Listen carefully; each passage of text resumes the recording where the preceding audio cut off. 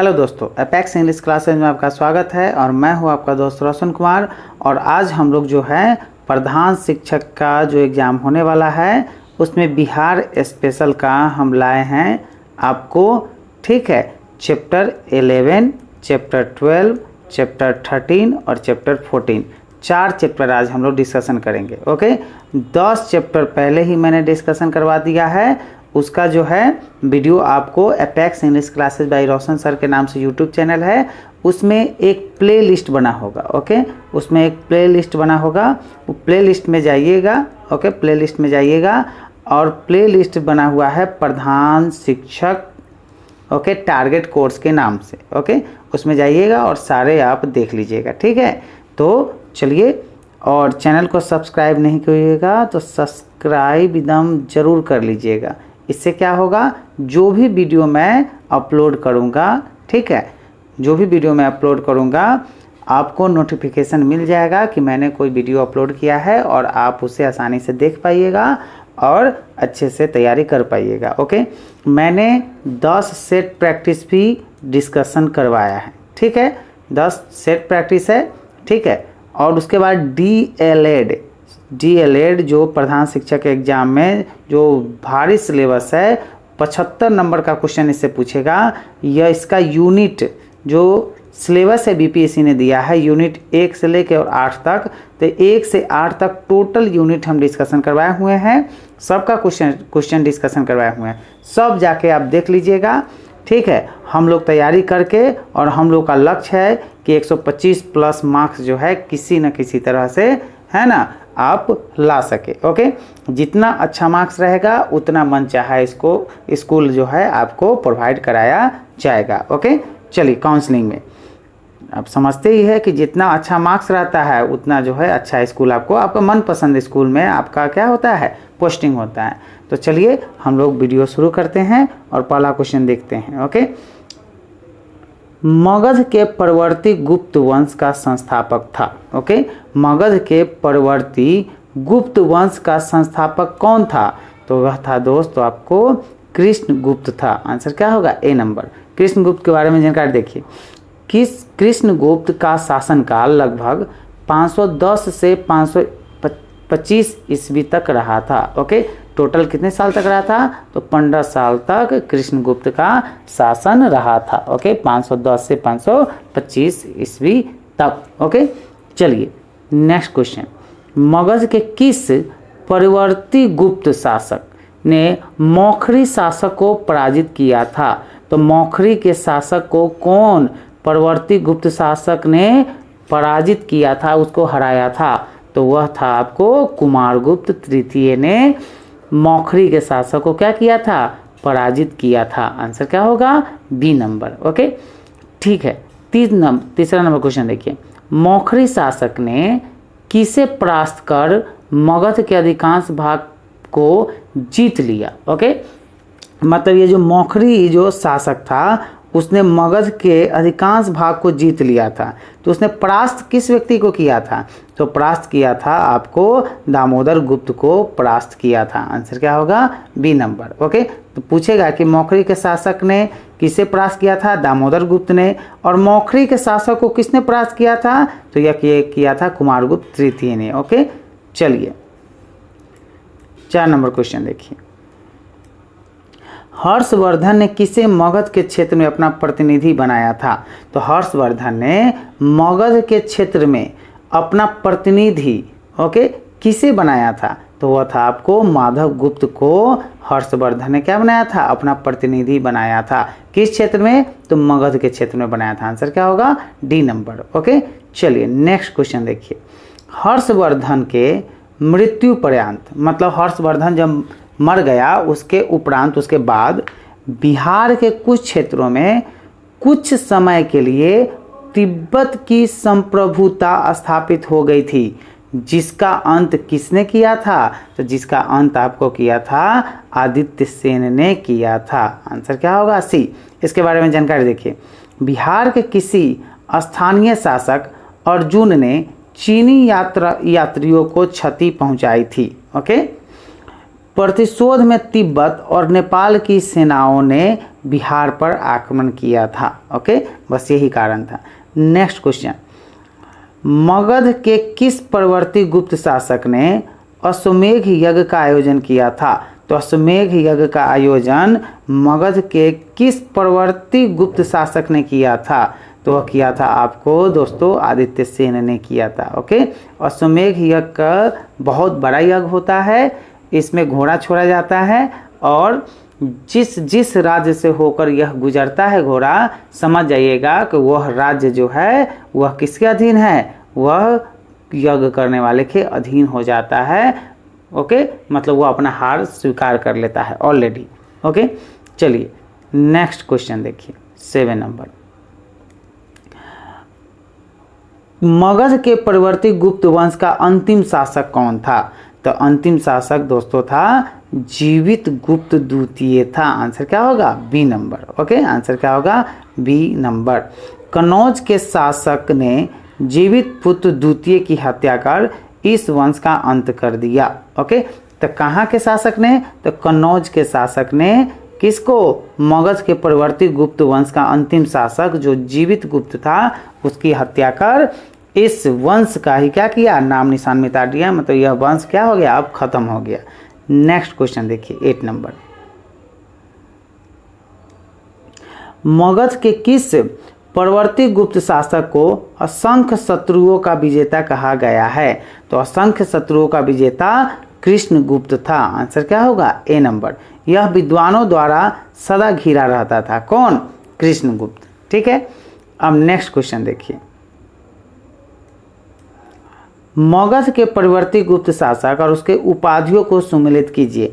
मतलब यह सब जो है यह मगध के परवर्ती गुप्त शासक है और इसको जो है उपाधि सभी सब मिला हुआ है। तो किसको कौन सी उपाधि मिली है वही इसमें क्या करना है? टिक करना है। तो इसका आंसर क्या होगा? C number. मतलब एक का 2 है। मतलब हर्षगुप्त को जो है वह वीर योद्धा की उपाधि मिला था। ओके, उसके बाद बी का क्या है? बी का 3 है। तो बी का 3 मतलब कुमारगुप्त राजाओं में सिरमौर थे। राजाओं में सिरमौर किसको कहा गया है? कुमारगुप्त को कहा गया है। ठीक है, और सी का क्या है? सी सॉरी गलती हो गई। ठीक है, इसको देखिए फिर से। ठीक है, आंसर क्या है इसका? सी है। तो हर्षगुप्त जो है ये है आंसर। क्या है आपका? ये है। ठीक है, तो पहला का क्या है दोस्तों? तो ए नंबर जो है इसका 2 है। हर्षगुप्त को वीर योद्धा कहा गया है। ओके, उसके बाद जो है कुमारगुप्त को महाराजा धीराज की उपाधि दी गई थी। ओके, कुमारगुप्त को किसकी उपाधि दी गई थी? महाराजा धीराज की उपाधि दी गई थी। ओके, और जीवित गुप्त को राजाओं का सिरमौर कहा गया है और आदित्य सेन को जो है परम भट्टारक महाराजा धीराज कहा गया है। ओके, आंसर क्या होगा? C number. ठीक है, चलिए नेक्स्ट क्वेश्चन देखिए, मगध के किस परवर्ती गुप्त शासक के बारे में कहा गया है कि उसने समुद्र तट तथा हिमालय के शत्रुओं को जीता था? तो यह कहा गया है जीवित गुप्त के बारे में यह कहा गया है कि उसने समुद्र तट तथा हिमालय के शत्रुओं को जीता है। ओके, आंसर क्या होगा? जीवित गुप्त। ठीक है, चलिए नेक्स्ट क्वेश्चन देखिए, हर्षवर्धन की मृत्यु के बाद मगध के अंतर्गत एक विस्तृत साम्राज्य स्थापित करने वाला प्रथम शासक था। तो वह शासक था आदित्य सेन। आंसर क्या होगा? A number. ओके, मतलब हर्षवर्धन की मृत्यु के बाद मगध के अंतर्गत एक बहुत बड़े साम्राज्य स्थापित करने वाला वह शासक कौन था? तो वह शासक था दोस्तों आदित्य सेन। ठीक है, आंसर क्या होगा? A number. मगध के किस परवर्ती गुप्त सम्राट के शासन काल में चीनी राजदूत वांग हुएन तस्य भारत की यात्रा की थी? तो वह था आपको आदित्य सेन के, ठीक है, दरबार में आया था। ठीक है, चलिए नेक्स्ट क्वेश्चन देखिए, मगध के परवर्ती गुप्त शासकों का सही क्रम क्या है? तो मगध के जो परवर्ती गुप्त शासक है उसका सही क्रम आप देख लीजिए यहाँ पे। ठीक है, सही क्रम है आपको, पहले आया कृष्णगुप्त, उसके बाद हर्षगुप्त, उसके बाद जीवित गुप्त, है ना, जीवित गुप्त, उसके बाद कुमार गुप्त, उसके बाद दामोदर गुप्त, उसके बाद महासेन गुप्त, उसके बाद देवगुप्त, उसके बाद माधव गुप्त, उसके बाद आदित्य सेन। आंसर क्या होगा? B number. ओके, चलिए नेक्स्ट क्वेश्चन देखिए। अब आ गया आपको 12वां चैप्टर आ गया है, ठीक है, 12 नंबर यह चैप्टर है। ओके, 12 नंबर चैप्टर देखिए, ठीक है। यह है गुप्तोत्तर युग और बिहार, ठीक है। चैप्टर का नाम क्या है? गुप्तोत्तर युग और बिहार। चीनी यात्री इत्सिंग बिहार का भ्रमण किया, लगभग कब किया था? तो चीनी यात्री इत्सिंग जो है वह बिहार आया था। तो यह कौन से ईस्वी में आया था? तो आया था 673 ईस्वी में। यह इत्सिंग जो है वह जो चीनी यात्री था वह बिहार का भ्रमण करने, बिहार घूमने के लिए आया था। ओके, चलिए नेक्स्ट क्वेश्चन देखिए, इसका थोड़ा सा देख लीजिए। इत्सिंग ने लगभग 675 ईस्वी से लगातार 10 वर्षों तक नालंदा विश्वविद्यालय में शिक्षा प्राप्त की थी। ओके, चलिए। हर्षवर्धन के समय में बिहार राज्य में कौन सा विश्वविद्यालय प्रसिद्ध था? तो हर्षवर्धन के समय में बिहार राज्य का विश्वविद्यालय जो है वह नालंदा विश्वविद्यालय बहुत प्रसिद्ध था। आंसर क्या होगा? D number. नेक्स्ट क्वेश्चन देखिए। चीनी यात्री वेनसोंग जो था वह चीनी यात्री था, चीन देश से आया था। ओके, तो चीनी यात्री वेनसोंग ने किस विश्वविद्यालय में अध्ययन किया था? तो उस विश्वविद्यालय का नाम है दोस्तों नालंदा विश्वविद्यालय में वो अध्ययन किया था। ओके, वेनसोंग ने नालंदा विश्वविद्यालय में 635 ईस्वी से 640 यानी 5 वर्षों तक अध्ययन किया था। आंसर क्या होगा? D number. ओके, चलिए नेक्स्ट क्वेश्चन। वेनसोंग ने पाटलिपुत्र की यात्रा किस वर्ष में की थी? तो वेनसोंग ने पाटलिपुत्र की यात्रा 635 ईस्वी में की थी। आंसर क्या होगा? A number. देखिए ना, 635 में आया था और 640 तक रहा, मतलब 5 वर्षों तक अध्ययन किया था। तो 635 में ही आया पाटलिपुत्र, ठीक है। चलिए नेक्स्ट क्वेश्चन। बोध गया के महाबोधि वृक्ष को क्षति पहुंचाने वाला शासक था। ओके, तो बोध गया के महाबोधि वृक्ष को वह क्षति पहुंचाने वाला जो शासक था वह था आपको दोस्तों शशांक ने क्षति पहुंचाई थी। ओके, शशांक जो है क्षति कहने का मतलब ये कटवाइए दिया था बोधि वृक्ष को, ठीक है। मतलब जो अभी आप बोध गया में जाइएगा जो पीपल का वृक्ष है, ओके, वह ओरिजिनल नहीं है, ओरिजिनल कटवा दिया गया था। किसके द्वारा? इस शशांक के द्वारा बोधि वृक्ष को कटवा दिया गया था। ओके, ये जो शशांक था बंगाल का शासक था जो क्रूर एवं धर्मांध था, ठीक है। यह शैव धर्म का था, इसलिए जो है तो कटवा दिया कि दूसरे धर्म को हम काहे जो है कुछ करें, ठीक है। दूसरे धर्म को देखना नहीं चाहता था, क्रूर। चलिए नेक्स्ट चैप्टर देखिए। चलिए नेक्स्ट चैप्टर है 13 पालकालीन बिहार। ओके, पाल छोटे छोटे चैप्टर इसमें है, एक अलग अलग करके जो है सजाया गया है, ठीक है। तो पालकालीन बिहार 30 नंबर। तो पाल वंश के संस्थापक थे, तो पाल वंश के संस्थापक गोपाल थे। आंसर क्या होगा? बी। गोपाल का शासनकाल 750 से 770 ईस्वी तक रहा, लगभग 20 वर्षों तक। ओके, पाल वंश के जो गोपाल का जो शासक था वो कितने वर्ष तक रहा? 20 वर्ष तक रहा। ओके, नेक्स्ट क्वेश्चन देखिए।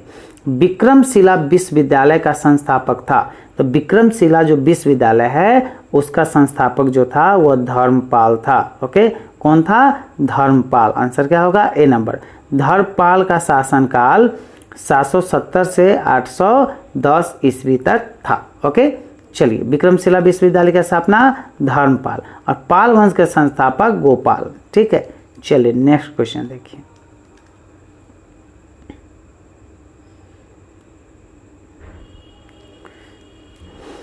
विक्रमशिला विश्वविद्यालय की स्थापना किस वंश के शासक ने किया था? तो विक्रमशिला विश्वविद्यालय का जो संस्थापक था वह पाल वंश के क्या था? पाल वंश के शासक ने किया था।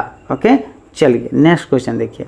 आधुनिक बिहार के किस जिले में विक्रमशिला विश्वविद्यालय स्थित है? कहेगा कि विक्रमशिला विश्वविद्यालय अभी कहाँ स्थित है? अभी स्थित नहीं है, वो भवनावशेष सब बचा हुआ है, ठीक है। यह भागलपुर में स्थित है। आंसर क्या होगा? D number. यह भागलपुर पाथर घाट में स्थित था। ठीक है, अभी इसका जो है अवशेष मिलेगा। विक्रमशिला जो है विश्वविद्यालय अब है नहीं, सब को ध्वस्त कर दिया गया था। ठीक है, नालंदा महाविहार को देखिए, नालंदा महाविहार को आर्थिक अनुदान देने वाला शासक कौन था? मतलब आर्थिक रूप से पैसा कौड़ी से जो मदद करता है उसको आर्थिक अनुदान देने वाला शासक कहते हैं। ठीक है, तो नालंदा महाविहार को किसने अनुदान दिया था? तो हर्ष भी दिया था, धर्मपाल भी दिया था और देवपाल भी दिया था। आंसर क्या होगा? A number. नालंदा विश्वविद्यालय को मरम्मत करने के लिए या उसके जो है समृद्धि के लिए जो है या आगे ले जाने के लिए किस किस ने पैसा दिया था? तो हर्ष ने, धर्मपाल ने और देवपाल ने दिया था। आंसर क्या होगा? A number. चलिए नेक्स्ट क्वेश्चन देखिए, 6 नंबर। मुंगेर बिहार को अपनी राजधानी बनाने वाला पाल शासक कौन था? तो वो था देवपाल था। मुंगेर को अपनी राजधानी बनाने वाला शासक कौन था? तो वह था आपको कौन? तो देवपाल था। ठीक है, नेक्स्ट, पाल शासकों द्वारा बौद्ध धर्म के किस संप्रदाय को विशेष प्रोत्साहन दिया गया था? तो यह दिया गया था महायान, है ना, जो महायान देखिए कि जो बौद्ध धर्म था वह 2 भागों में बांटा गया था। ठीक है, बट गया था। ओके, एक था महायान और एक था हीनयान। ओके, एक था हीनयान। ओके, तो यह दोनों शाखाओं में बौद्ध धर्म के किस शाखाओं ने? तो पाल शासकों द्वारा बौद्ध धर्म के किस संप्रदाय को विशेष प्रोत्साहन दिया गया था? तो 2 संप्रदाय में बट गया था, महायान और हीनयान। तो महायान जो शाखा था उसको या संप्रदाय था उसको पाल शासकों ने ज़्यादा प्रश्रय दिया, उसको प्रोत्साहन दिया। ठीक है, हीनयान को नहीं दिया था। चलिए नेक्स्ट क्वेश्चन देखिए, किस शासक के काल में शैलेंद्र वंश, कौन वंश? शैलेंद्र वंश के शासक ने नालंदा में एक बौद्ध मठ का स्थापना करवाया था? तो वह था दोस्तों देवपाल। आंसर क्या होगा? सी। इसके लिए देवपाल ने 5 गांव दान में दिया था। ठीक है, नालंदा विश्वविद्यालय के खर्च के लिए किसने 200 गांवों को दान में दिया था? तो धर्मपाल ने नालंदा विश्वविद्यालय के खर्च के लिए 200 गांवों को क्या दिया था? दान में दिया था। आप कहिएगा कि गांव देकर के ऐसे कि क्या होगा? तो गांव देकर कुछ नहीं होता है। ठीक है, गांव देने से जो गांव का जो टैक्स आता है, उससे जो अन्न होता है, उससे जो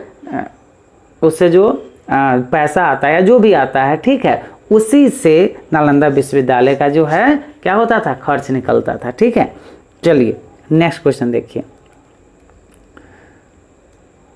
10, किस शासक ने उदंतपुरी कहाँ स्थित है? बिहार शरीफ में बौद्ध विहार की स्थापना करवाया था?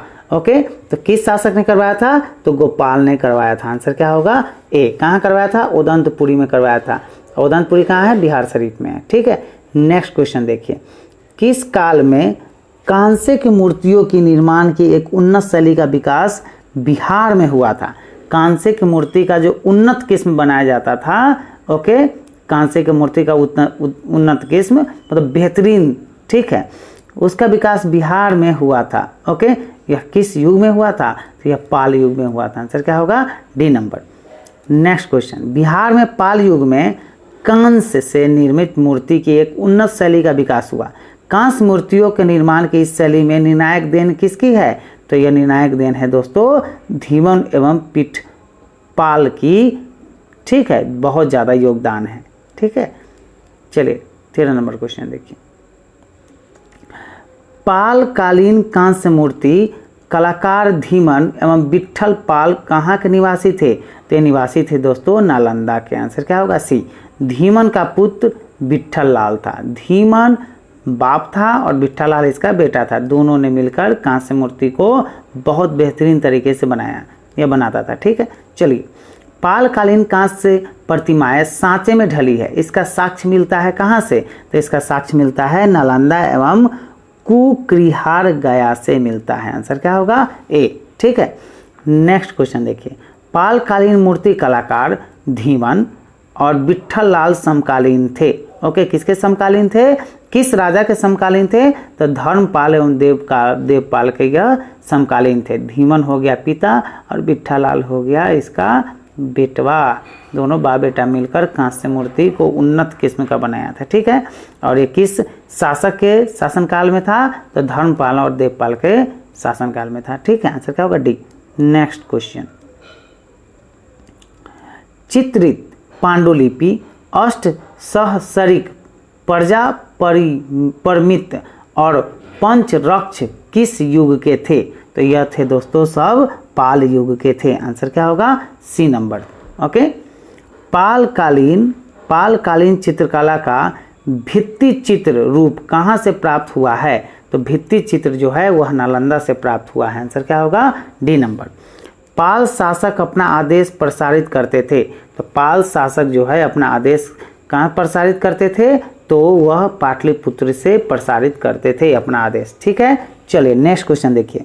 पाल काल में श्रीनगर भुक्ति कहा जाता था? ओके, किसको कहा जाता था? तो कहा जाता था मगध को कहा जाता था। क्या कहा जाता था? श्रीनगर भुक्ति की संज्ञा किसको दिया गया था? मगध को दिया गया था। और संभवतः अंग पुंडवर्धन भुक्ति थे। ओके, संभवतः अंग पुंडवर्धन भुक्ति थे। चलिए नेक्स्ट क्वेश्चन देखिए। 20, देवपाल की अनुमति से सुमात्रा के राजा बलदेव पुत्र ने कहाँ विदेशी विद्यार्थियों के लिए छात्रावास का निर्माण करवाया था? तो करवाया था आपको नालंदा में करवाया था। ओके, अगर चैनल को सब्सक्राइब नहीं कीजिएगा तो सब्सक्राइब जरूर कर लीजिएगा। ओके, जब तक सब्सक्राइब नहीं कीजिएगा तब तक मेरा वीडियो जब अपलोड होगा तो पता नहीं चलेगा कि मैंने वीडियो कब अपलोड किया भी या नहीं किया। ठीक है, तो इसके लिए सब्सक्राइब जरूर कर लीजिएगा। और जितना भी सम्मानजनक जो है ग्रुप है हमारे शिक्षक बंधुओं का, उन सारे ग्रुप में इसको क्या कीजिएगा? आप शेयर करने का काम कीजिएगा। ओके, चलिए और मेरे साथ बने रहिए। ठीक है, मैं खुद तैयारी कर रहा हूँ A to Z, कुछ भी बाकी नहीं रहेगा, सब कुछ की तैयारी यहाँ पे आपको फ्री में करवाया जाएगा। ओके, क्योंकि हम जानते हैं कि फिर जो है बिहार में ऐसा फॉर्म जो प्रधान शिक्षक का है वह निकलेगा या नहीं निकलेगा, हम लोग के पूरी ज़िंदगी के नौकरी आवर में इसका भगवान मालिक है, ये कोई नहीं जानता है। ठीक है, तो समझ जाइए कि यह हम लोगों का कैसा मौका है? लास्ट मौका है प्रधान शिक्षक बनने का बीपीएससी से। ओके, और क्वेश्चन क्या रहेगा? क्वेश्चन जो है हार्ड भी नहीं रहेगा। और निकालेगा कौन? हमारे शिक्षक बंधु ही निकालेंगे, दूसरा तो कोई फॉर्म भरा ही नहीं है, उसको राइट ही नहीं है, तो बनेगा कौन? हम लोगों में से ही बनेगा कोई। ठीक है, तो जितना हो सके उतना तैयारी कीजिए, और जो तैयारी करेगा उसका जितना ज़्यादा अच्छा मार्क्स जिसका रहेगा, ओके, उसको ही ना पहले क्या करेगा? जैसे अभी टीचर की बहाली हुई है, ठीक है, टीचर की बहाली हुई है छठा चरण का, तो किसका नौकरी हुआ है? जिसका मार्क्स क्या था? हाई था। ओके, फॉर्म तो सब भरे हुआ था, अप्लाई सब किए हुआ था, लेकिन जो कम मार्क्स था उसका हुआ है क्या? नहीं, उसको नौकरी नहीं हुआ है। ठीक है, तो तैयारी कीजिए और थोड़ा जो है एकदम जोर लगा के तैयारी कीजिए। ठीक है, क्योंकि अब समय जो है अब नहीं रहा। ओके, तो समय जितना कम है उतने में ही हम लोग ज़्यादा से ज़्यादा जो है क्या करेंगे? तैयारी कर लेंगे। और हम लोग का टारगेट है कि 125 प्लस मार्क्स की तैयारी करके जाए, और हम लोग 125 मार्क्स ला सकते हैं, 125 प्लस मार्क्स हम लोग ला सकते हैं। बस शर्त इतना ही है कि कम से कम 2 से 3 घंटे आप रोज़ जो है हमारे साथ बने रहिए। ओके, अगर पीडीएफ अवेलेबल है पीडीएफ से रिवाइज कीजिए और वीडियो देखिए। ओके, ऐसे बुक लेके लोग पढ़ने जाते हैं तो नींद आ जाती है, कोई बुला लेता है, और वीडियो के देखिएगा तो आपको जो है धीरे धीरे सब हो जाएगा। ओके, चलिए, बोरिंग नहीं होगा ऐसे वीडियो देखने से, इसलिए जो है वीडियो हम बना रहे हैं। ओके, चलिए नेक्स्ट क्वेश्चन देखिए। अब न्यू आ गया आपको, देखिए। ठीक है, अब मिथिला जो है दरभंगा मधुबनी वाला इलाका, मिथिला ये बिहार में ही पड़ता है। ओके, तो मिथिला के जो कर्नाटक शासक है, ओके, उसके बारे में। ओके, तो मिथिला या तिरहुत के कर्नाटक राज्य का उदय 297 से 98 में किसके शासनकाल में हुआ था? तो उस समय शासनकाल था रामपाल का शासन था। आंसर क्या होगा? A number. ओके, मिथिला कहिए या तिरहुत कहिए, तो तिरहुत के कर्नाटक राज्य का उदय, ओके, ये कर्नाट शासक है। ठीक है, तो मिथिला या तिरहुत के कर्नाट राज्य का उदय 1097 से 1098 में किसके शासनकाल में हुआ था? तो रामपाल के शासनकाल में हुआ था। ओके, चलिए नेक्स्ट क्वेश्चन देखिए। मिथिला या तिरहुत दोनों सेम चीज है कि कर्नाट राज्य का संस्थापक कौन था? तो इसका संस्थापक जो था वह नंददेव था। आंसर क्या होगा? B number. ओके, नंददेव इसका जो है संस्थापक था। चलिए नेक्स्ट क्वेश्चन देखिए।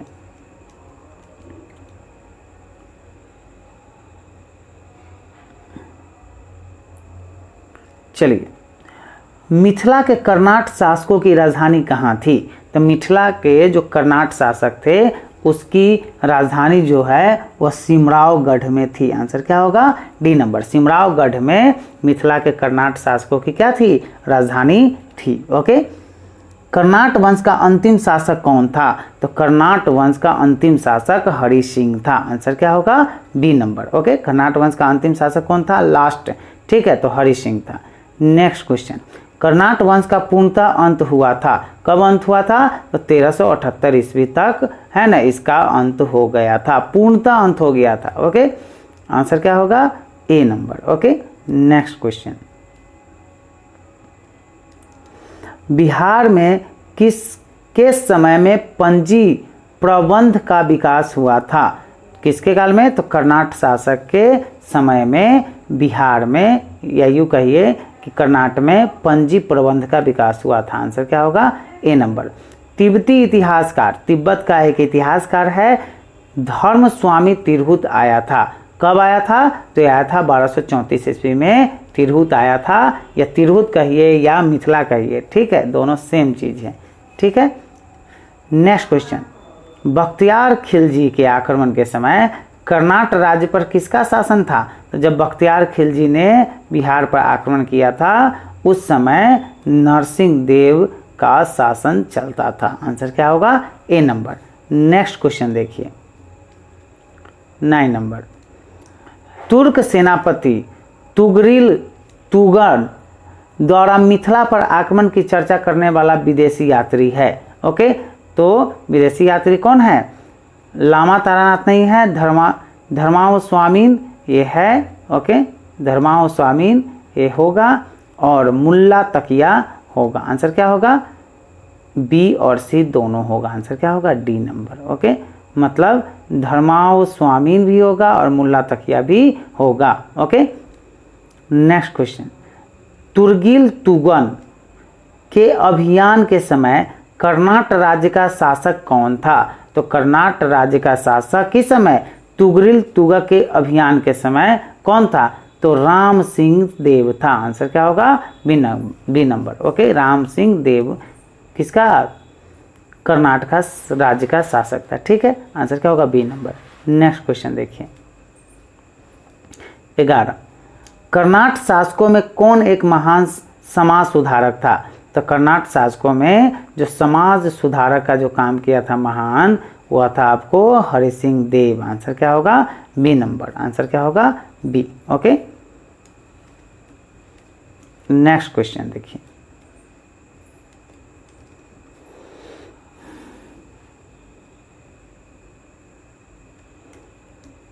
चलिए देखिए 12 नंबर, पंजी प्रबंध मिथिला क्षेत्र में किसके शासनकाल में मुख्य रूप से विकसित हुआ था? तो यह था हरि सिंह देव के शासनकाल में पंजी प्रबंध शुरू हुआ था। ठीक है, जो सेट प्रैक्टिस मैंने करवाया है 10 गो, उसको आप देखिएगा। जो डीएलएड, अकेले डीएलएड से 75 क्वेश्चन पूछने वाले हैं दोस्तों। ओके, तो 75 क्वेश्चन की तैयारी एकदम हम लोगों को करना ही है।